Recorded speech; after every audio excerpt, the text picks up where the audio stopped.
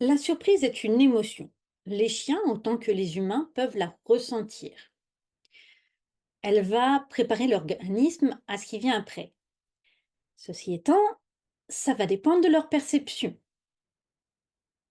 Supposons que je vous fasse sursauter, soit parce que j'ai mis un bruit auquel vous ne vous attendiez pas, soit parce que j'ai fait tomber un objet, soit parce que je suis apparue et vous ne vous y attendiez pas, soit parce que je pourrais trouver plein d'exemples. Après vous avoir fait sursauter, je dépose un billet de 50. Soit vous avez une allergie au billet de 50, soit vous devriez plutôt être content que je vous ai déposé un billet de 50. Puis je recommence. Au bout d'un certain laps de fois où je vous fais sauter et dépose un billet de 50, l'émotion qui va suivre immédiatement devrait être plutôt neutre ou joyeuse.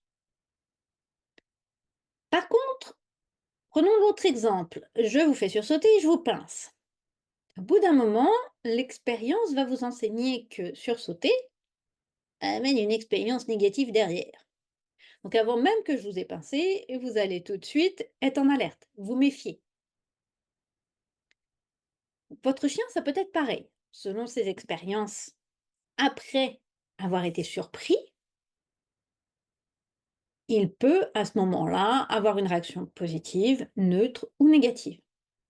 On va aussi avoir le profil des chiens qui ont tendance à considérer les événements inattendus ou soudains comme forcément négatifs, même sans avoir eu d'expérience négative, qui vont plutôt être dans l'expectative systématique de quelque chose de désagréable.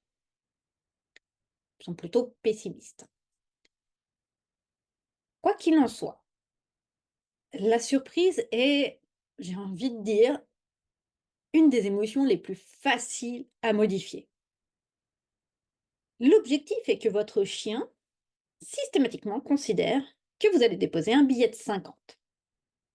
Donc en fait, quand votre chien est surpris, vous balancez un jouet, vous balancez une friandise, il n'a pas forcément besoin de voir que ça vient de vous, en tout cas, il est important, c'est de ne pas attendre. C'est vraiment, on contrecarre une émotion en mettant une émotion positive derrière. C'est vrai, c'est juste que la surprise amène quelque chose d'agréable. Ça n'est pas: «Je te fais réfléchir après la surprise».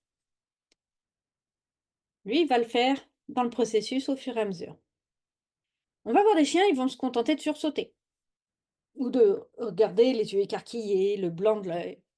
D'autres, quand ils sont surpris, ils vont avoir tendance à charger les dents en avant. Selon le contexte, selon la réaction du chien, il va être important de voir à quelle distance vous mettez en place la surprise. Pas l'envoi de quelque chose d'agréable, mais vraiment la surprise.